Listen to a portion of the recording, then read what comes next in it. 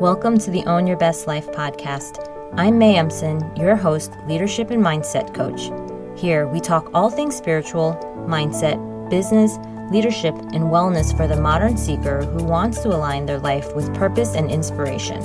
We'll cover career changes, stress management, meditation, energy, intuition, and more. Each episode holds spiritual and practical tools to help you live a life of your wildest dreams without getting burnt out along the way. Ready to live a life on your own terms? This is the Own Your Best Life podcast. Welcome, friends, to episode number 48 of the Own Your Best Life podcast. If you are listening to this podcast today, you are likely someone who wants to be a better version of themselves. You're likely also someone who gives easily and you want to help others. You're probably considered the strong one, the calm one, the one that others rely on, and you are the champion for others. But today we are going to dive into how not to lose yourself in the process of helping others. So let's talk about impact first. Givers tend to want to make a big impact on the world. They don't always need to be seen in big ways, but you likely want to be appreciated. You likely want to be valued, and you also don't want to burn out or feel like you're not taking care of what's most important to you. And if you are a giver, you're most likely a people pleaser as well, because you take care of others, you anticipate their needs, and you do this uncomfortable work for the sake of those that may not have that capacity. You're the voice for others, and you probably receive a good deal of satisfaction from doing the hard thing so that you can have impact. But the thing about impact is that it can come with a cost. And when we begin to impact the world from a place of me, we are taking the energy of me, and depleting ourselves. If we truly want to have a greater impact on the world and those around us, we have to impact the world from a place of we, and we. What is the driving force behind what you do and why? And often we feel that we are these ambitious seekers, and maybe it is a personal mission, or maybe sometimes even a vendetta that we are on. We have something to prove, or we want to leave a legacy of ourselves in some shape or form. And what we don't realize in the moment is that we can dig deeper. And when we begin to dig deeper into the why of what we're doing, it actually comes from a place that is more connected, and it comes from this more connected space. And this space involves community, involves other people, and to serve and to contribute back to the community in some way. So the energy of that we are trying to serve is your why.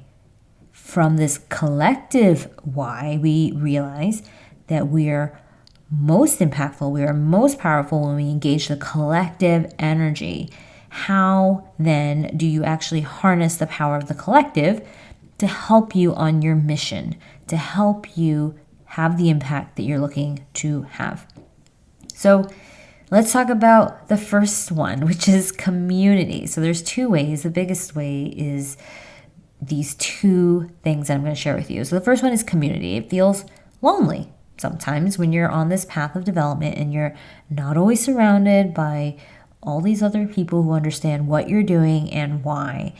As we evolve, as we change our ways of thinking, we sometimes forget that we have to renegotiate our relationships with others who have met us or known us as a different person from before. And maybe that person from before may not have cared so much about other people in this way, or who took stances on social issues, or who started to seek more healing or alternative ways of living, or looking at the world through the eyes of a different perspective. And we don't have to give up all the people that we love and the people that we care about, but if we can find communities where you can explore the questions that you have in a safe space, you will start to feel this burden begin to lift off your shoulders. Without realizing what is happening, what we are doing is plugging into an energy of resentment or of loneliness. And that is what permeates our day to day when we don't give ourselves a community where we can explore questions and where we can share what we are going through. And my belief is that we can always rise above our circumstances energetically, and we can decide that we can decide we can create or find the communities or the people who resonate with us in the ways that we want to show up in the world. And so your network matters, and who you surround yourself with will impact you profoundly in sometimes the most unexpected ways. It only takes one person to change your life. So ask yourself, who can I connect with? What kind of community do I want to tap into so that I can be in a space where the questions I have and the way that I show up and the needs that I have are similar to those that are around me, and they can help support me on this path. So the second way for you to help you is to ask for help. There is some myth that you may have subscribed to, maybe I have subscribed to, that it's better to do it alone than to rely on the help of others. Have you ever thought that train of thought about any task or any project that you're working on, whether it was professional or personal? I gather you probably have. And some of the thoughts are, well, who has the time to engage others, or who has the time to work with others? And if I ask for help, doesn't that make me weak? These are the thoughts that we think on any given day around any topic and place where we are starting to struggle and we need help. And I know this because it's been my way of operating for a long time, until I realized that in my desire to expand, I couldn't do it alone. I literally had questions that couldn't be answered by just me or the people around me, and I needed to seek others. So this is why I have a coach, and I will likely continue to have some coach of some kind in my life for as long as I'm expanding, as long as I'm growing, because we don't see our own blind spots, and sometimes we don't even see our own achievements to celebrate so that we feel a sense of momentum and encouragement. When I coach, I hold people accountable to a higher level of experience in their life, to ask for more of their life, which includes whatever their visions are, either simplifying or doing less but having more, or creating more enriching lifestyles, or not losing sight of who they are along the way of achieving this big dream. So my question for you is, who is your champion? Think about this question this week as you start to move through all the various uncertainties or the decisions that you must make. Who is voicing the uncomfortable for you? Who is challenging you, yet holding space for that vision in your life that you desire?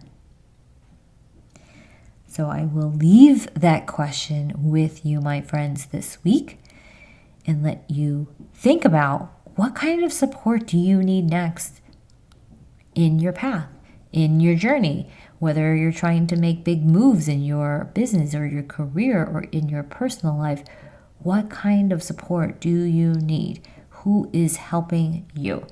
And if you resonate with this content and you want to know how to apply this to your life, you can schedule a complimentary one-on-one session with me at www.mayamson.com/contact.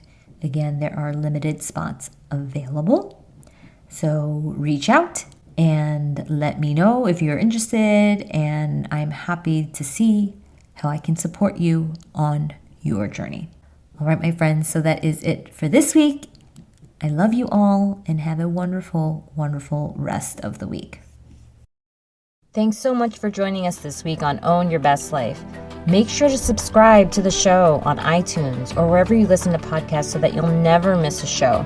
And while you're at it, can you please rate and review on iTunes? I would so appreciate it. Share it with a friend, take a screenshot of it, and tag @MayEmson. This helps continue to get the word out. For more show notes and resources, check out www.mayemson.com. It'll have all the links to everything you heard here today. Thanks so much for listening. It's time to own your best life.